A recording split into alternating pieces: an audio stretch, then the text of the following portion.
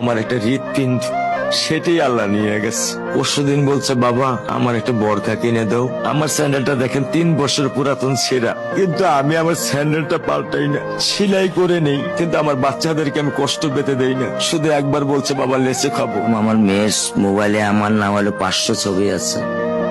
আমি এখনো সাহস পাইনি আমার মেয়ের একটা ছবি বের করে দেখতে। আমার সে সাহস নাই।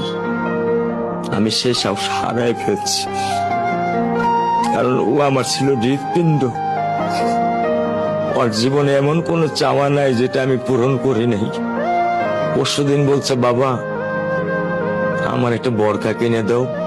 আমার চাচতো ভাই বললো, ভাই ইসলামপুর থেকে 300-400 টাকা পাওয়া যায়।